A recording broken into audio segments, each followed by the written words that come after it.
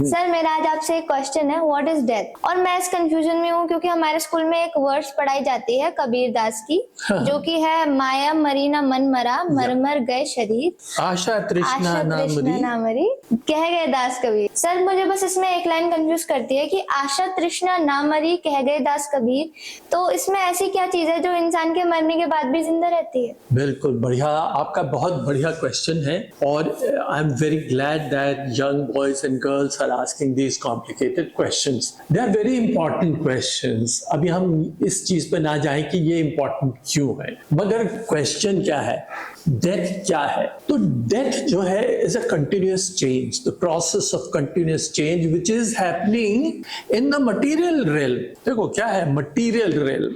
Material realm का मतलब है हर चीज अपने चारों ओर एनर्जी है, और वो जो एनर्जी है हमेशा बदल रही है। तो हमारी जो फिजिकल बॉडी है, physical body is made of atoms and molecules. फिर उसके बाद जिसमें जितनी भी चीजें हैं, proteins, carbohydrate, blood, this that and everything, nothing but they are also atoms and molecules. They are material, they are material in nature obviously. भाई उसमें भी तो मटेरियल है। हमने अभी किस चीज की बात नहीं करी है? हमने मन, बुद्धि, अहंकार और चित्त की बात नहीं करी है, जो हम हु एम आई के उसमें बता रहे। तो तुम्हें याद है हमने 2 वीडियोस बनाए थे। तो हमारा जो वीडियो था, यम was unable to answer नचिकेता's question. Yes sir. एक तो वो आप देखिए, इसका लिंक हमने डिस्क्रिप्शन बॉक्स में लिखा है, और दूसरा हमने आपको बताया था 4 layers of consciousness. Yes, sir. तो there are 2 parts. There are 2 parts of existence. One which we call as classical body. Classical body, and one is quantum physics. Quantum body. Quantum physics. तो quantum physics and classical physics ये 2 part हैं। इसको हमने अपने videos में बार बार बताया हुआ है कि the physical part is what? Our body. Our body. And the non-physical, that is non-local part is मन, बुद्धि, अहंकार और चित्त। चित्त क्या है? Data bank. Good, very good. तो चित्त जो है वो हमारा डेटा बैंक है। इस डेटा बैंक में हमने क्या समझाया हुआ था? मन वो स्क्रीन है जिसके ऊपर projections from the 5 senses of perception, या जहां से भी सारे आते हैं वो रिफ्लेक्ट करते हैं, projected on the screen of the mind. फिर क्या होता है? बुद्धि क्या करती है? बुद्धि उस हिसाब से रिएक्ट करती है, डिटेक्ट करती है, डाइसेक्ट करती है। रीजन लॉजिक है, वो बताती है काला, पीला, नीला, मोटा, छोटा, यही सारी चीजें बताती है ना। और मैं देखने वाला। इसके बाद क्या होता है? द थर्ड पार्ट इज जो कुछ भी मैंने देखा, जो कुछ भी मैंने एक्सपीरियंस किया, वो सारा का सारा स्टोर हो जाता है। तो जो हमारा चित्त है वो डेटा बैंक है। कैसा डेटा बैंक है? गूगल की तरह का डेटा बैंक है। वो सारा दिखाता रहता है, जिसमें सारी मेमोरीज स्टोर होती है। बहुत अच्छी बात है। अब क्वेश्चन सबसे बड़ा है यंग पीपल के साथ। यंग पीपल का मतलब anybody who's into this spiritual thought process, he begins to say कि यार ये जो है ये सब कहाँ है?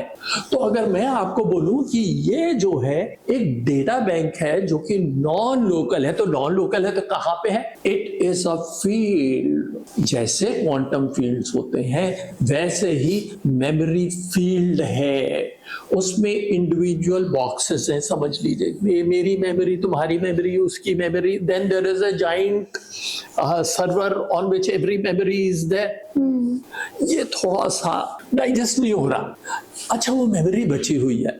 आशा तृष्णा कहाँ होगी? आशा का मतलब है मेरे डिजायर्स, मेरे एम्बिशंस, मेरी एस्पिरेशन। और तृष्णा मतलब वो जो नहीं मिला, जिसकी चाहत थी, जो मुझे चाहिए था, वो सब मेरा डेटा बैंक है। तो हमने पहले तो ये बताया था कि there is a physical body, astral body, causal body, और उसके अंदर थी आत्मा। हमने यही समझाया था। yes, तो जो फिजिकल बॉडी है वो डाई करती है, मर जाती है, खत्म हो जाती है, चेंज हो जाती है। Why? Because it's an energy body.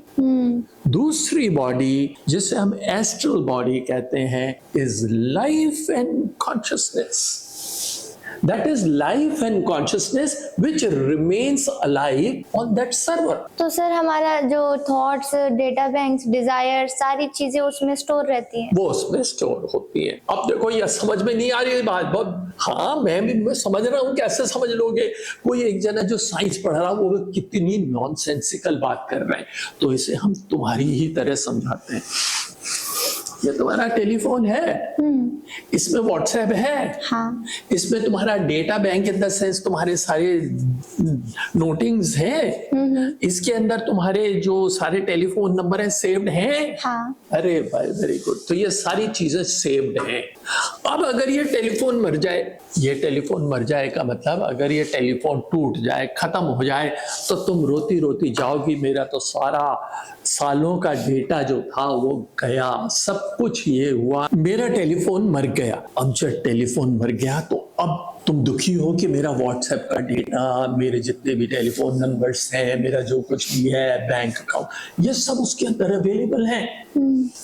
देखिए कुछ चीजें तो आपके मेमोरी कार्ड में होंगी, लेकिन कुछ चीजें वहां नहीं होंगी, जैसे कि व्हाट्सएप का डेटा।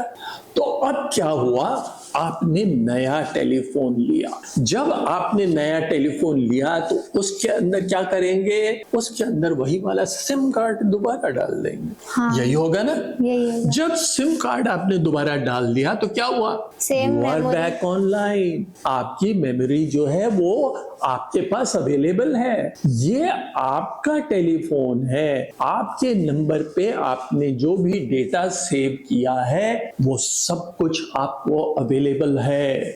समझ में आई ये बात? Yes sir. अब क्या है, तो दास कबीर ने कहा माया मरी न मन मरा। हमारे ने जितना भी हमने डेटा सेव किया हुआ था वो सारा का सारा जो है वो चित्त में हमारे रिकॉर्डेड है।